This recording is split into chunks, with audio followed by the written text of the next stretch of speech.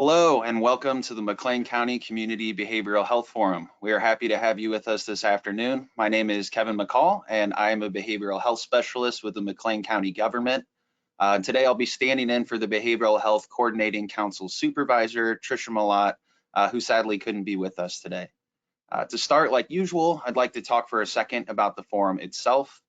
The McLean County Community Behavioral Health Forum is typically a one-day event consisting of multiple breakout sessions.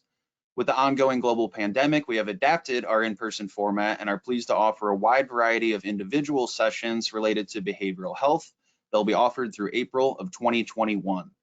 Please check out our website for a full listing of these sessions, which include topics such as COVID-19, restorative practices, coping strategies, and much, much more. All registration is free, and you can even register the same day. Sessions are held at varying times to allow for maximum participation by community members, but all presentations are uploaded to the McLean County Behavioral Health YouTube page. I'll provide links for both our website and the YouTube page in the chat located on your sidebar. And I would encourage you to check back there regularly for new additions as we continue to add speakers for topics that have been outlined by our committee. We hope you'll continue to join us for the next several months as we continue to offer these sessions. Even with a new look this year, the idea of a free community education and sharing of ideas originated out of the Mental Health Action Plan, which was adopted by the 2015 McLean County Board. This plan originated out of more than 100 community members that identified needs and best practices related to behavioral health specific to McLean County. In these uncertain and difficult times, we believe that it is more important than ever to help provide education, resources, encouragement, or even simply recognition of life's challenges. During today's presentation, there will be a time at the end for questions. We ask that if you choose to ask a question during this presentation, that you provide enough context so that the questions can be appropriately answered by our speaker at the end. At this time, I would like to introduce today's speaker, Abby Lyons. Abby is a social emotional learning instructional coach in Central Illinois. In this work, Abby uses a mindful approach to share social emotional learning and brain-based information with kids and adults. Abby is a trainer of the neurosequential model for education, which equips her to teach concepts about the brain relevant to education and environment. Formerly, Abby taught first grade in Bloomington Normal. Outside of her everyday job, Abby uses and teaches yoga as a means for personal development to build a community of connected and inspired leaders. Please welcome Abby Lyons. Thanks so much, Kevin. Hi, everybody. Welcome. I was just telling Kevin that I really like the engagement in sessions and being able to see your all's faces. So it's sad to me that I can't see your face, but it's good to know that you all are here. Like Kevin said, I am a social emotional learning instructional coach. I work for ROE 17. And really that just means that I get to help adults and kids think about self-regulation, self-management, responsible decision-making, social skills, relational skills. And this work is really important to me. So I feel really honored to be here today with you, sharing about how to help kids regulate emotions, which, as we all know, is just really important right now as we are all navigating this pandemic almost a year into this. So we have a lot of context to work with, a lot of understanding of what it looks like when people aren't regulated.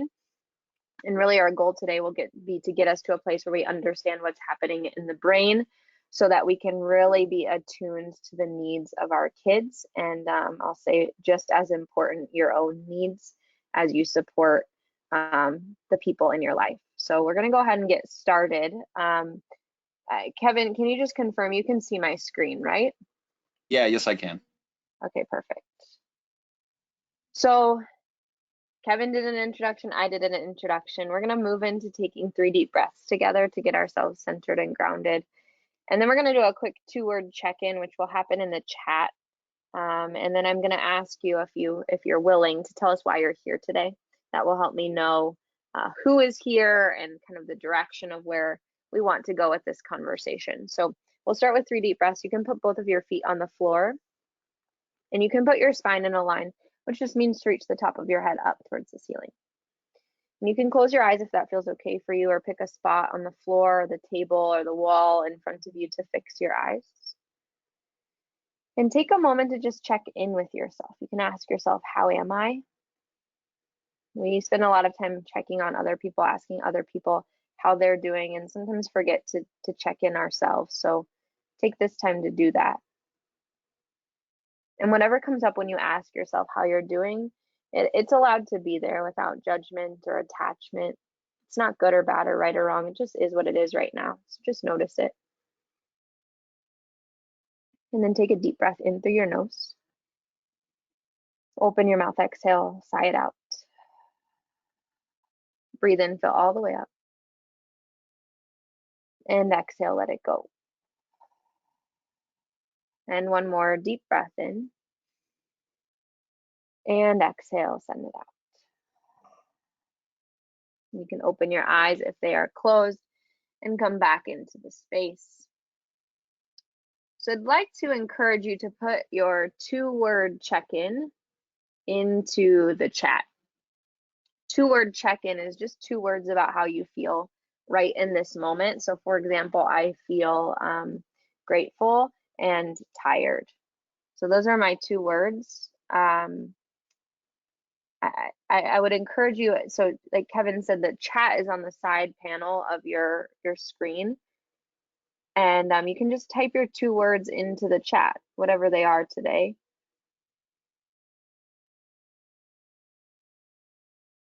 Kevin, it's giving me the option for organizers only or organizers and panelists only. Do you know which one I want to select? Can everyone see the response that I put in? Yeah, if you're typing in there, okay, you put it to organizers only. You want to click so it says entire audience, all entire audience. It should give you an option for that. It doesn't have that option. Okay, I can just type in there what you put real quick if you Perfect. want. Grateful and tired. Yeah. And then, yeah, if you all who are here would like to put your 2 words about how you feel right now into the chat, that would be great.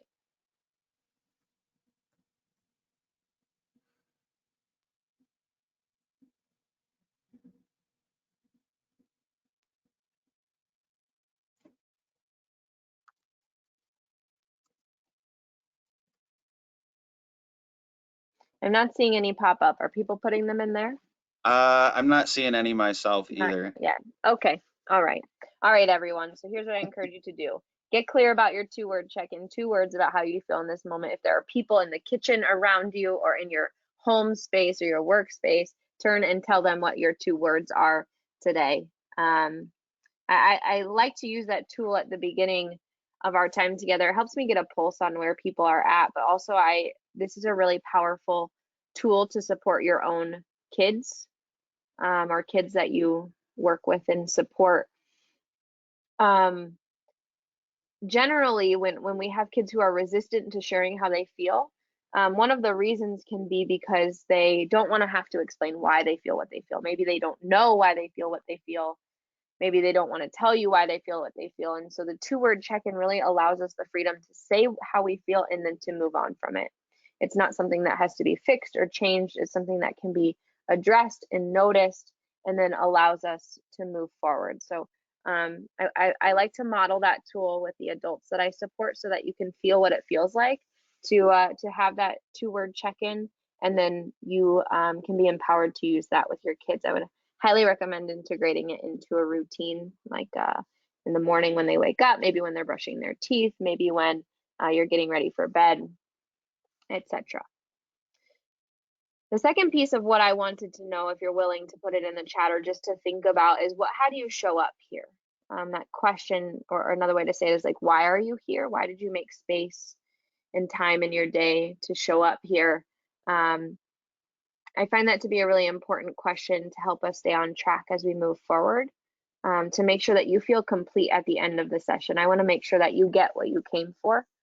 So if you know why you're here, it helps us at the end when we have question and answers to know that you're complete with the information that was shared. So you're welcome to drop that in the chat so that I can see it, or just think about it, what your intention is today. And then that will guide us as we move throughout the presentation. And any questions that you have, go ahead and put them in the question box throughout, and then at the end we'll answer those questions. All right, so I want to lay the foundation of what is happening in the brain of kids and adults and what that means for regulation. Regulation, self-regulation has been language that has really kind of exploded. Specifically, my realm is really educational work, and it's really exploded as a concept using practices like mindfulness, movement, relaxation, things like that to support regulation. And I've noticed that a lot of times there's a gap in our understanding around what it actually means to be regulated, how that process actually happens in our brain and our bodies. And so I'm at the first half of the work today will really be laying the foundation for what is happening in the brain. The second piece will be a bit more about, okay, now what do we do about that? What do we do with that information as adults supporting kids? So the brain-based information that I'll share today comes from the work of Dr. Bruce Perry. Dr. Perry wrote a book called The Boy Who Was Raised as a Dog. It's a really phenomenal book that helps us understand the impact of trauma on the brain. I highly recommend it. It's a heavy book, but it's a very, very good book. And I'm trained in Dr. Perry's neurosequential model for education, which allows us to understand the needs of the brain and adjust and make sure that we're doing all that we can do for kids to support the brain. So that's where this work comes from. I just wanted to make sure that I give proper attribution. So first, let's talk about stress. We often talk about stress like it's a bad thing, like I'm so stressed, this is so stressful. But what we actually know is that stress in and of itself isn't inherently bad. But when we start to see patterns of stress that manifest differently, we start to see either healthy or unhealthy repercussions of that stress. So we know that when stress is predictable, moderate, and controllable, we become more tolerant and resilient to stress. I'll give some examples in just a moment. Oppositely, when stress is unpredictable, extreme, and prolonged, we become sensitized to stress and we become more vulnerable to additional stressors. So for example, exercise is a good way to help us kind of paint the picture for what happens in the brain under different patterns of stress. So many people set out probably at the beginning of the year, right, in January, set these resolutions to exercise. I want to exercise more, I want to move my body more. In and of itself, in a one-time event, that is great, right? There's nothing wrong with that.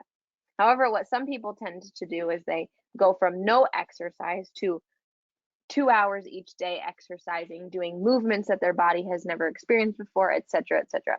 That is an unpredictable situation for your body. It's unpredictable. It's extreme. It's far beyond what your body is equipped to do. And over time, when that becomes prolonged, our bodies become sensitized to exercise. It actually has the opposite effect that we're looking for. We become, we might get shin splints, we might have injuries, our metabolism might react differently than we hope it does, etc.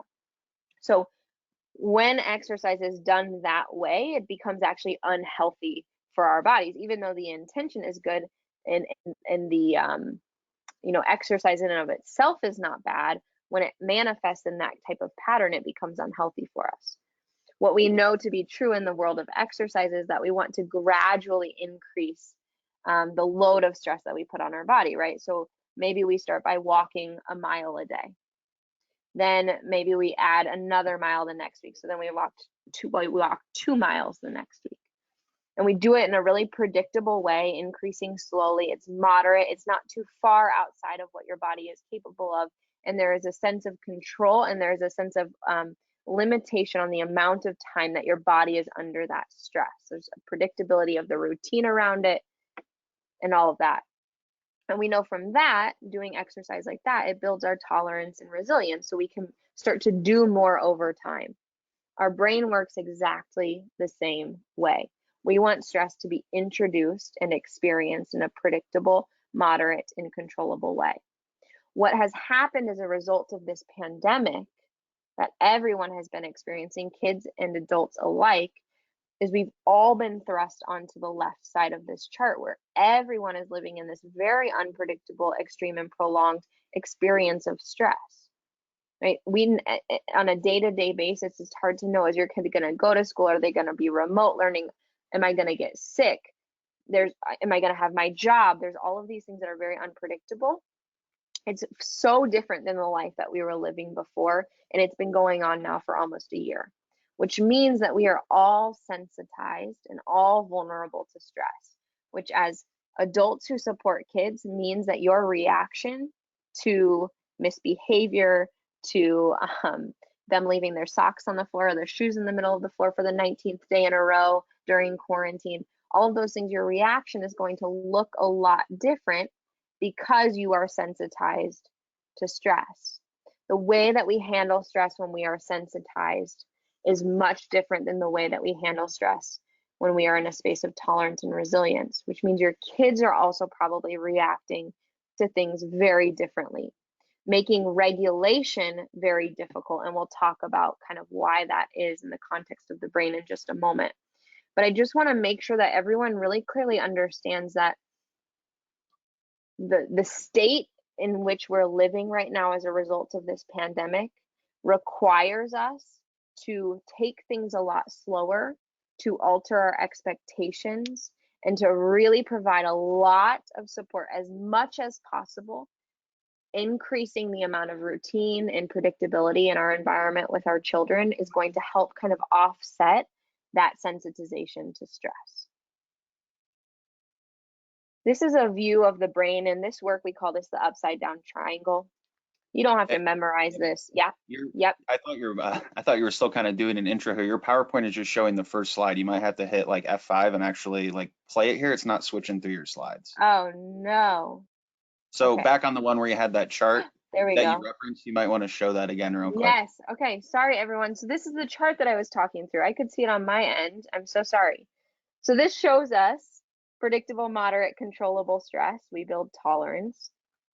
Unpredictable, extreme, and prolonged stress, we become more sensitized. So this is the pandemic right here. Thank you. That makes a lot of sense. Yeah. I'm sure it makes a lot more sense now than me rambling I about wasn't it sure. for 10 minutes. That's partially my fault too. So sorry. No for worries at all. that are No watching. worries at all. No worries. Thanks. Sorry, everybody. Okay. So this is the chart that I was just talking through. If you have any questions about that, I can answer those later if you still feel unclear about it. Okay. So we're going to shift into a conversation about some kind of mechanics of the brain here that will help us understand regulation. So we have here the upside down triangle.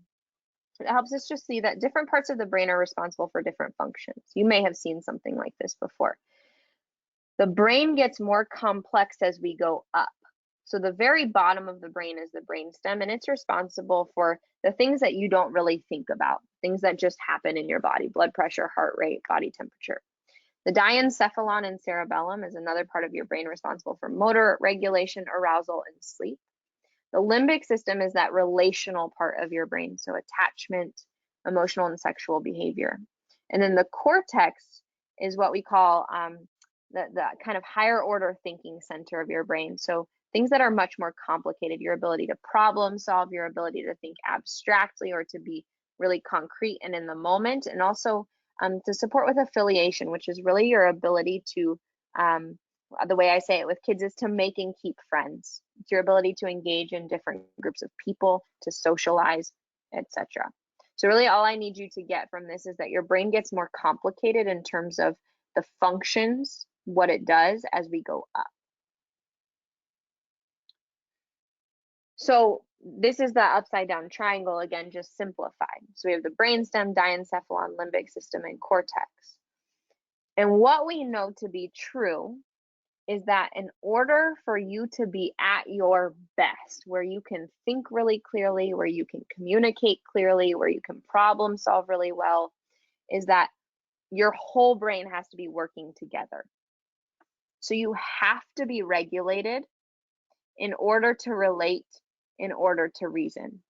And so if you have kids in school right now, they're on Google Meets, or, if you're in Unit 5, I know they've gone back face-to-face, right? Just depending on where you're at. Many of you, if you're outside of kind of the city limits of Bloomington Normal, you may have kids who have been in school all year long. Regardless of what type of environment they're in, they're being asked to do things with their reasoning brain, right? They're being asked to do math, to read, to make and keep friends at school, to problem solve. They're being asked to do all of these things at school. And one of the things that's really difficult is if our kids are not regulated and related first, their ability to reason, to do the work at school, it decreases immensely. It's very, very difficult to do because their brain is not engaged, fully engaged all the way up. And what we're really focusing on today is this bottom piece, right? This regulation piece. And we know how important and how much easier our lives are when our kids are regulated. And really, I want to define regulation for us. Let me see here. Okay, I want to define regulation for us so that we all have a really common understanding of what we mean when we say regulate. So regulation is really your ability or your child's ability to modulate their inner world with their outer world. So you have these thoughts, these experiences, these physical sensations all day long. And your ability to move through your life and have all of that make sense with what's happening in the outside world. And so a good example of this, right, is someone who experiences anxiety. They have these thoughts in their head that are running all day long. It makes it difficult for them to modulate or to experience and really make sense of situations that happen in the outside world, outside of their physical body.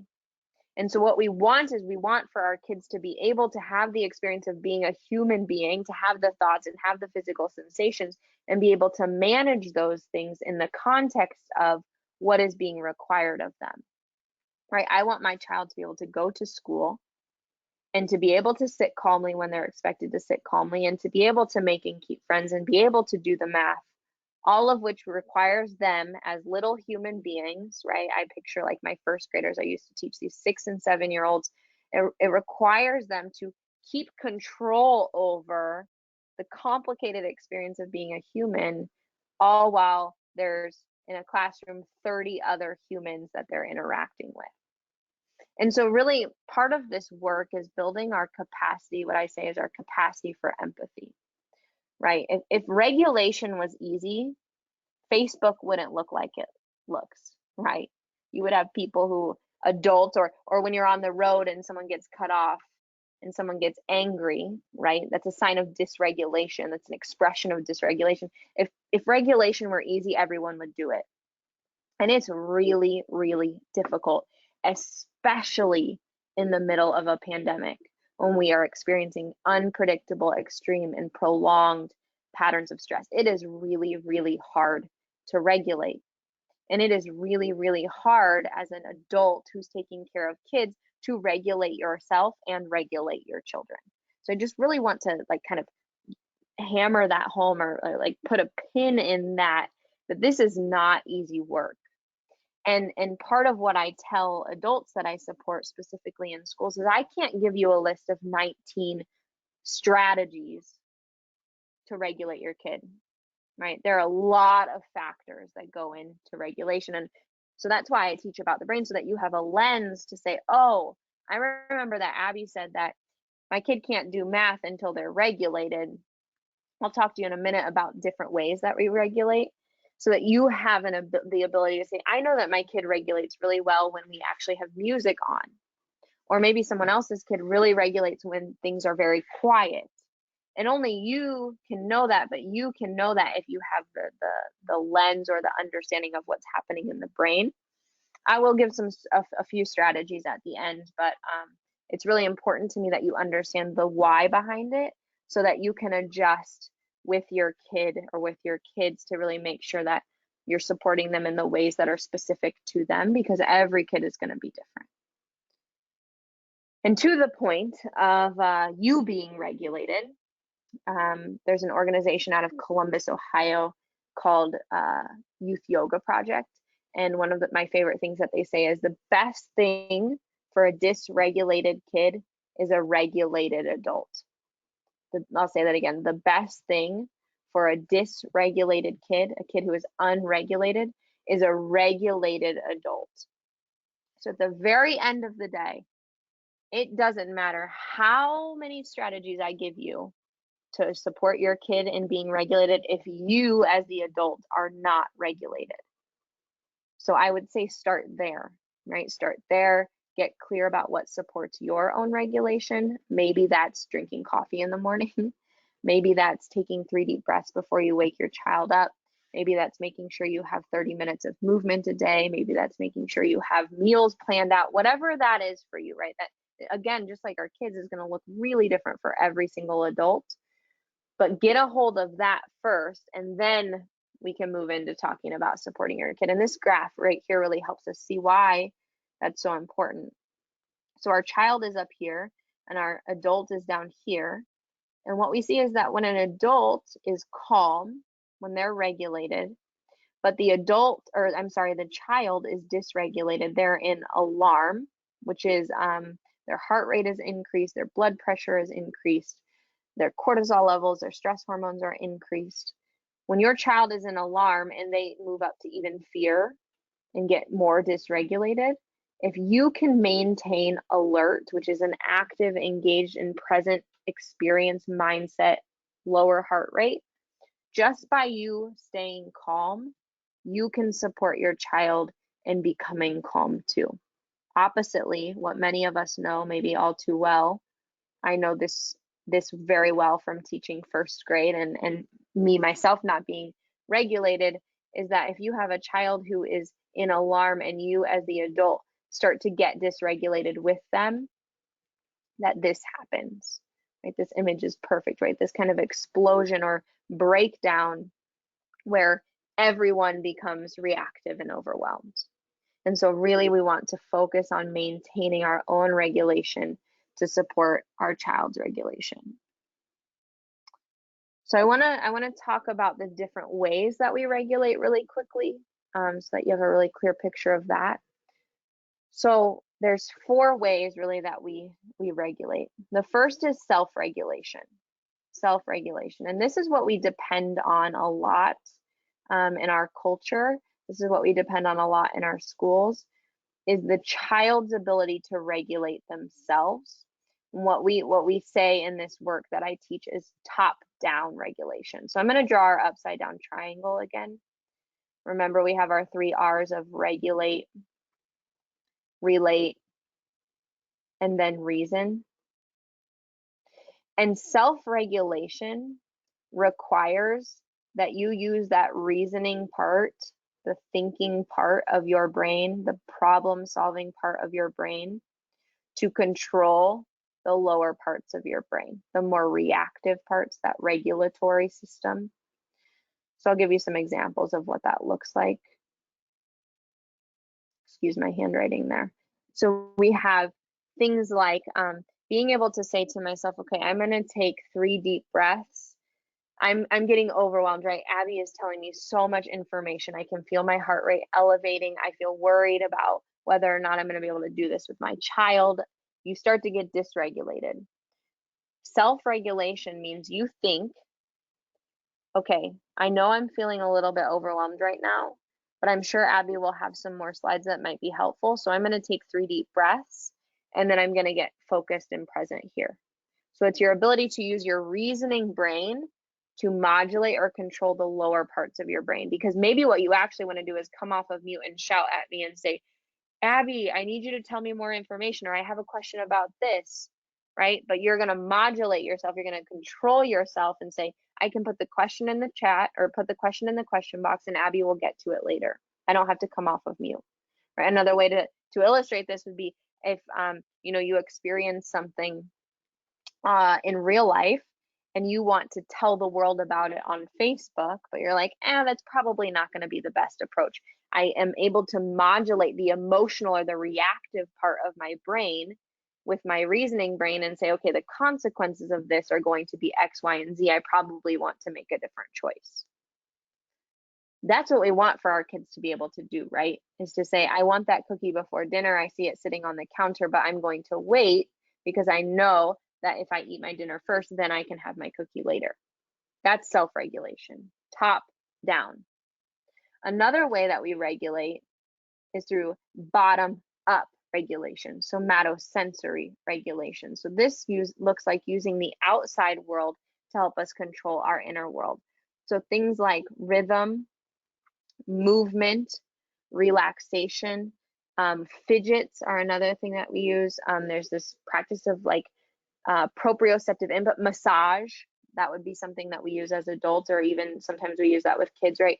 That's a way that we use touch, rhythm, things that start to calm our physical body that end up calming our brain. Bottom up, we call that bottom up. We're using outside things to help us regulate, to get our brain engaged, regulate, relate, and reason. Relational regulation is another way for that, is co-regulation. You've experienced this before when you have a person in your life and just being around them calms you down, right? That could look like maybe a parent or a best friend or a spouse. Just being around that person calms you down because their temperament maybe is calm, relaxed. They tend to take deep breaths. There's just this kind of sense of relaxation when you're around them. And really, as a caregiver or someone who supports kids, we want to be that for kids, right? That's the chart that we saw before. We want to be able to regulate ourselves so that when our children are around us, just by them being around us, they feel more calm.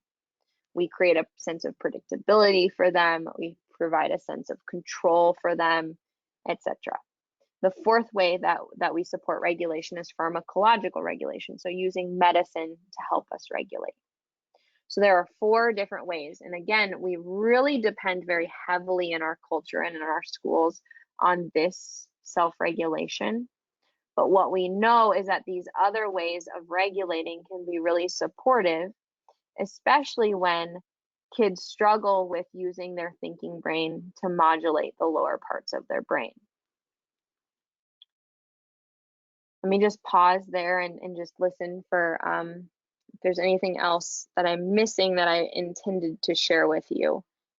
I feel like that's a pretty good foundation for what regulation is. Really, when we're looking at regulation, it's how our brain modulates or allows us to experience our inner world with our outer world. And we want to get to a place where our kids can self-regulate. Now that takes, right, a developed reasoning brain. We know that brains, the top part of our brain, the reasoning part of our brain, doesn't stop developing until we're close to 30 years old, which means that for a long time, your kids are going to need a lot of practice in self-regulating, a lot of practice. And so I wanted to show you this model that helps us understand how self-regulation is situated in a community, So if you're in McLean County and your child goes to school in McLean County, or you're part of, early learning in McLean County or anything like that, really a big focus right now in education and in the community is social emotional learning. So really our ability to be self-aware, to be self-managed, which is that self-regulation piece, to be socially aware, to have relational skills, and to make responsible decisions. And that work is situated within classrooms, schools, families and caregivers, and communities. And I just wanted to show you this so that you have a picture of, first of all, it's not only your job as a parent to support regulation. Really, as a community, we can take this on and provide opportunities for our kids to practice regulating themselves. So I wanted to really give an example too. Let me go back here, because I know some of you are like, okay, Abby, thank you for the brain information, but like, how do I do this? How do I do this? How do I support my kid in being regulated? One of the ways you can support your kid in being regulated is through routine.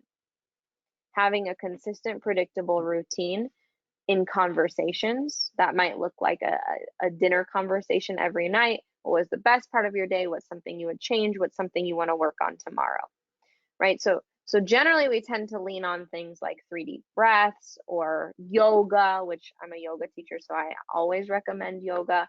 But we tend to kind of rely on these strategies for regulation rather than setting up the environment to support regulation. And one of the things that I know is very important is setting up our environment to make sure our kid feels safe and connected. That is a very supportive way to support them in being regulated. also your own regulation. But I wanted to illustrate for you the way that I supported your regulation tonight. So at the very beginning, we took 3 deep breaths together. I know that that supports your regulation, that somatosensory regulation, bottom up. Relation, I encouraged you to share in the chat or to share with people close to you your 2-word check-in.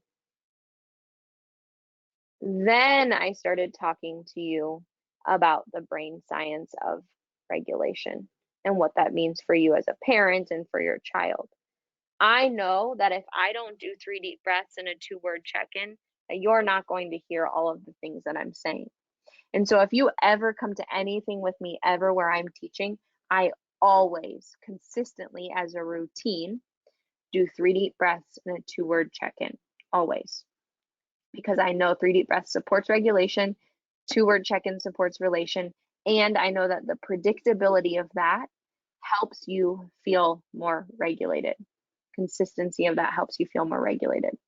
So I feel like, Kevin, what I'd like to do is pause.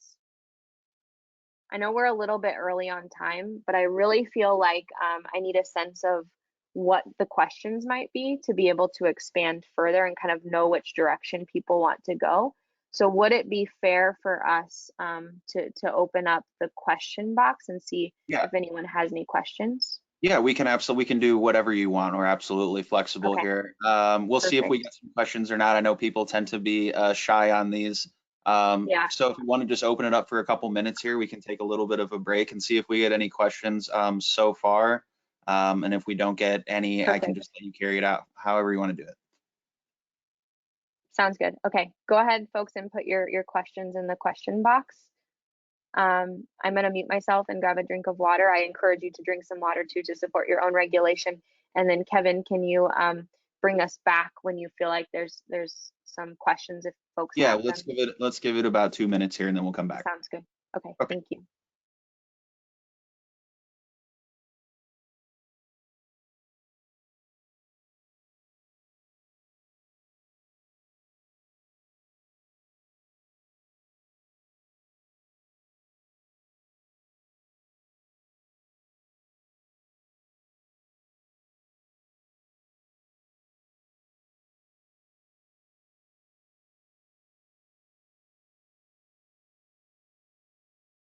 Okay, so I actually see we had a bit of an issue here that people were putting questions when they were trying to participate earlier. So someone did participate in your 2-word check-in, by the way. Oh, great. And the words were loved and curious. So I'm sorry that we didn't have that interaction there. Thanks, everyone. And we also had, there are actually a few on here. I don't know why they weren't being pushed into our questions until I actually popped it out here. So there were like 3 or 4 on here. Awesome. Sad and tired. Tired and content. Seems like tired is a pretty popular one. When I was trying to think about my words, that was definitely one that came up, but I didn't, I wanted to be unique, so I was trying to think of something else. That's always hard. I hear ya. Let me ask some of these questions that are on here then, since they have been coming in over probably the last like 20 or 30 minutes here. Perfect. Let me start from some of the some of the older ones here. Sounds good. Let's see. Oh, I guess these are people who are just kind of saying.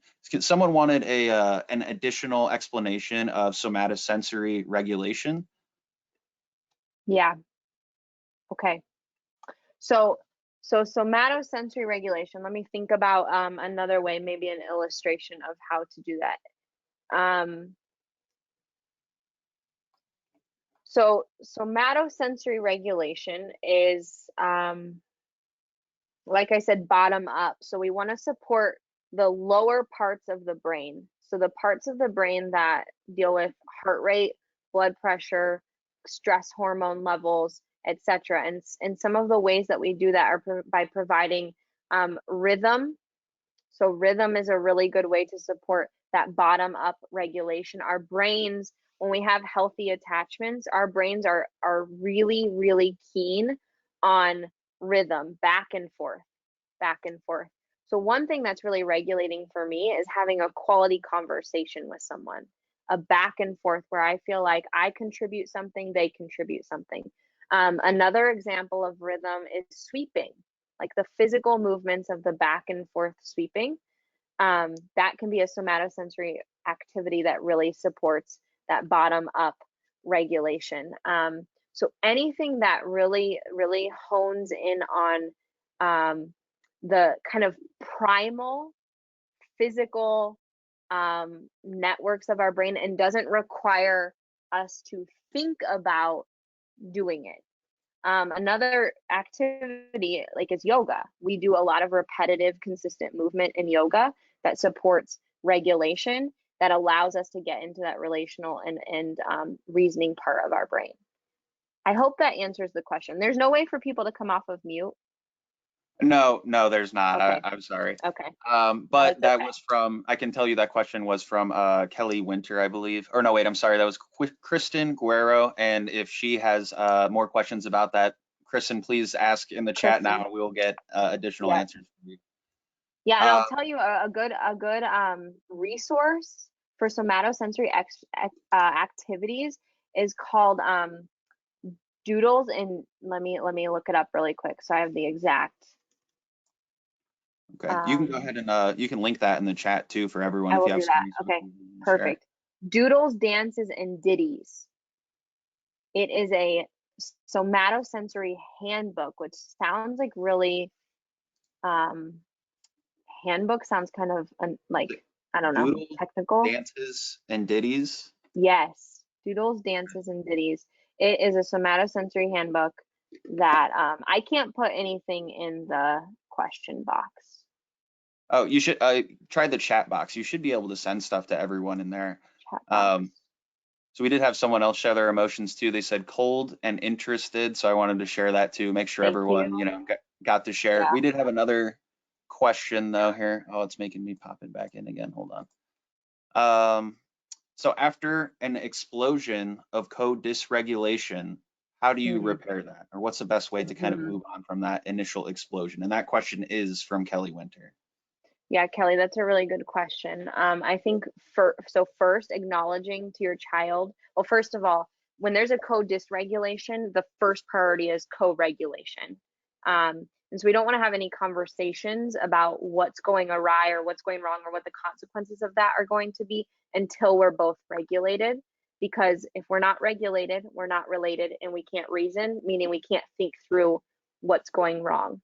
Or what's gone awry. So the first step really is regulation. There might be instances where co-regulation is impossible because the physical presence of the other person, child or adult, is causing that dysregulation. And so you might have to do that separately. But once both people are regulated, as the adult, explaining to your child that you were dysregulated and telling them the physical experience of that, and asking them how they felt when they saw you like that is a really good way to start, right? It's an acknowledgement, first of all, that I'm a human being and I get dysregulated too. And here's what it feels like in my body, right? It feels icky. It feels not good for me to be dysregulated. My heart is tight. My stomach is tight. My shoulders go up to my ears. My brain feels out of control. For me, I describe it to kids. My head feels detached from my body. That's what I feel like when I'm dysregulated.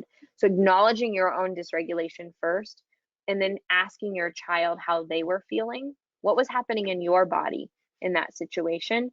The physical sensations are huge because those become our cues to help us recognize when we're starting to get dysregulated.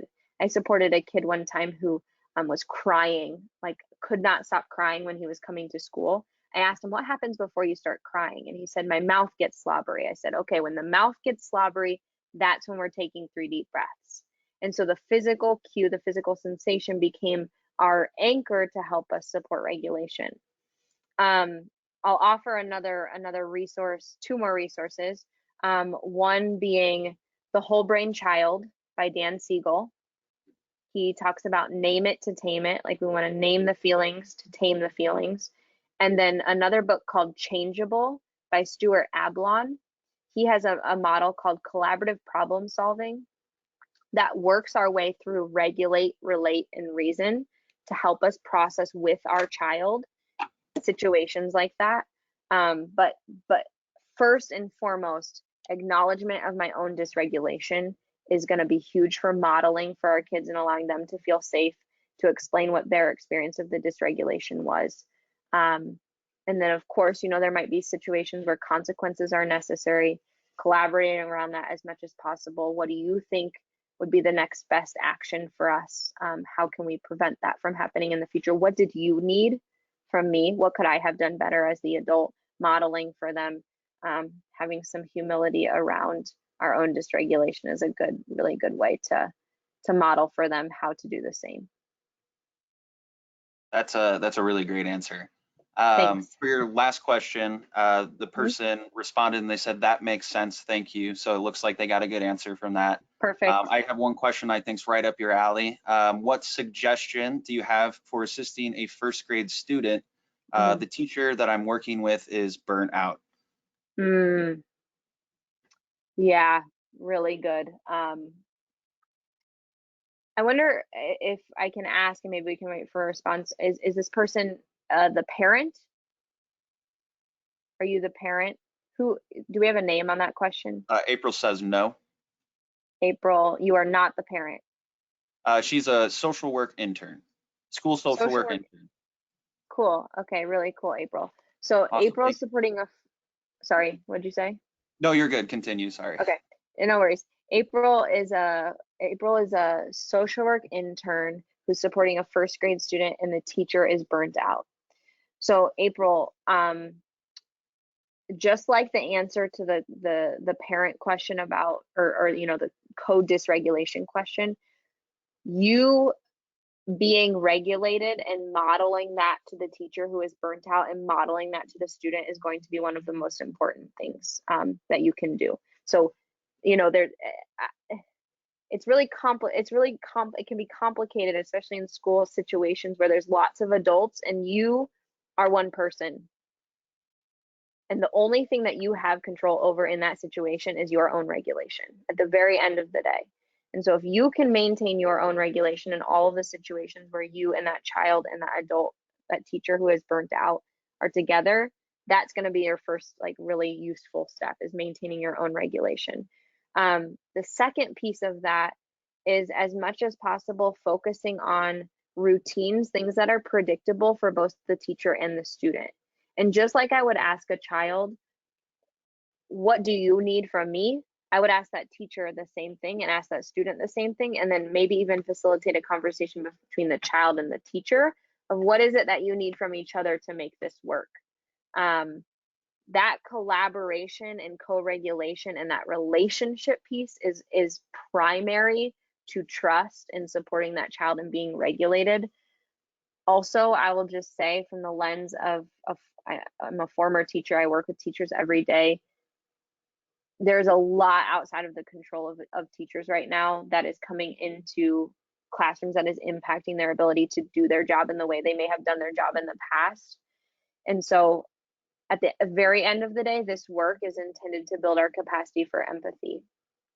And so again, controlling your own regulation, being empathetic towards the teacher, being empathetic towards the student, and routine. If you can have a 2-word check-in, tell that teacher, if this is the only thing that you do for this child all day is a 2-word check-in at the morning, after lunch, and before they go home, you're doing a great job. Keep it simple. 2-word check-in, 3 deep breaths, your own regulation. Awesome. Really good question. Yeah. Yes, thank you. I have my own question to kind of piggyback off of that, because I've been trying to ask the speakers something at the end of these and try and keep it relevant. The things that are going on now, which means a lot of my questions are just about COVID, but I feel like you have answered a lot of that related to social and emotional, issues at home. But I'm more concerned about, now that kids have spent almost a calendar year spending 90% of their time at home, now we're looking at, some kids already, but early March here, sending a lot of kids back to full-time at school. Are there some social and emotional concerns or maybe trends that we're already aware of in sending kids back to school that parents should know about, or things we can do to just generally, beyond the tips and all the information you've already given us, to kind of prepare for that transition? Yeah, there's a couple of things. One, broadly speaking, there's a lot more anxiety from students about going back to school, right? There's first of all been this hype of like COVID, of getting sick, but also this sense of I used to get to stay at home and now I have to go back to school, right? We see this, in transitions from summer back to school in a general school year where we have kids who get anxious about shifting routines and things like that. And so, being on the lookout for those types of tendencies for your child to be more anxious or more resistant about going to school, and as much as possible talking to them about the logistics and the reality of their day, like stepping outside of the perception and the kind of what I say as adults is like the story of here are all the things I'm fearful of, and really walking through with them, here's exactly what's going to happen in the day. And that leads me to my second point of expectations, right? You have a set of expectations at home that have been followed by your child, and those expectations at school look very different, and vice versa. Like these conversations need to be happening on both ends. So the best and easiest way to do that is to create a Venn diagram, two circles, school and home. What are the things that happen at school? What are the things that happen at home? How are they different? And how are the things that are similar? You're still expected to do math when you're at home and when you go to school. But here's how that looks different. Here are the types of clothes we wear when we do school at home. Here are the types of clothes that we wear when we go to school. Here's what time we wake up when we do learning at home. Here's what time we wake up when we do learning at school. All of those types of things that for adults, honestly, right, for adults feel kind of difficult. Many adults who have been working from home who might be transitioning back, it's like, how in the world am I supposed to get myself out the door at 7 o'clock? Like that's just foreign to me now, right? But we manage that because we have the ability to self-regulate, and we just do it because we have to do it. And our kids have to do it, and sometimes we don't recognize really how big that feels for them. So if we can bite-sized chunk that up with them and really engage them in a collaborative conversation about that, that will be really helpful. So I would say like anxiety, and then kind of mitigating that with really clear expectations, will be really, really helpful. Absolutely. That's a really good answer. I think that's just some like generally good like parenting tips as well for sure. Yeah. So that's it for our questions here for now. Did you have some additional stuff to share or? I don't. I mean, I would love, now that we have a place where people are responding, if y'all want to drop like, what is your bottom line takeaway from this session? Like, if you're gonna only take one thing, I tell teachers all the time, my intention is not for you to go up and blow up your classroom and start from zero. I want you to take a kernel back to your life. So if you had one thing that you're taking with you that you're gonna tell a friend about or your spouse about or whatever, what would that be? Go ahead and put that in the chat so that we can see what that is. And that will help me know what additional things you all might need as community members, as we keep thinking about how to support you all. All right. Tony says regulation with an exclamation point. Woo! Kelly says the two-word check-in. She says she's going to start that with her kids and her clients, and I really like that too. Awesome. I'll Yeah. add that. Definitely the regulation stuff and the two-word check-in and all of that I think is really good. Those are all things that I think I've encountered before, but you kind of, lose track of them over the years and you Yeah. stop doing all those regulation things that you heard were good for you. Hmm. They fall out of your routine, So Yeah. it's good to hear Yeah. about that stuff again and really hear it talked about specifically. Yeah. Kristen says her takeaway is the brain works from less complex to more complex as we move Mm. upward from the brainstem up, and that regulation is key for our children as they deal with different emotions. So Kristen certainly Hmm. learned a lot. Really good. Thanks, Kristen. Okay, that's all I got right now. Okay. Great. Thank you everyone so much for being here. I'd like to lead us through 3 deep breaths again as you transition into the rest of your evening, whatever you have going on. So you can put your feet on the floor, your spine in the line, and invite your eyes to close again. And just check back in with yourself. You know, like our moods, our emotions, they change throughout the day. And so just notice if anything has shifted from the beginning of the session with your 2-word check-in, and maybe do another 2-word check-in just mentally to identify where you're at, right? That self-awareness as you shift into maybe making dinner or engaging with your kids or whatever. So you're very clear on that so you can show up in a really regulated space. So identify that, no judgment or attachment to whatever comes up. And then take a deep breath in through your nose. Open your mouth, exhale, let it go. Breathe in, fill up. Exhale, send it out. And one more deep breath in. And exhale, let it go. And you can open your eyes if they're closed, come back into the space. Thank you all so much for being here. I hope at some point in my life I get to see your faces, and I appreciate you being here. Thank you very much, Abby. I'm sorry you couldn't see everyone's faces and that No worries. isn't as interactive as you'd probably like. That's okay. Thank you everyone who did interact today. I know that that can be difficult, but thankfully we had some people that were really engaged today, and I'm sure that's thanks to you, Abby, and all the knowledge that you have about this this topic here today.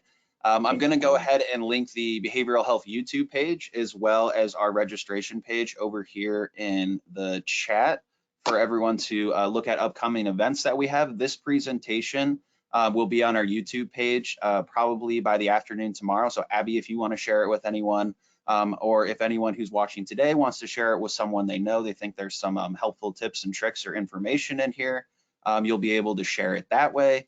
If you have additional questions for Abby, feel free to reach out to her. If you can't get in contact with Abby, you're watching this YouTube video 2 years from now and you still have questions, I'm still happy to help you. Please reach out to McLean County Behavioral Health and we'll help answer any questions you have related to social and emotional learning and the things that Abby has discussed today. Thank you all once again. Everyone stay warm out there and have a great day. Thanks so much, everybody. Bye.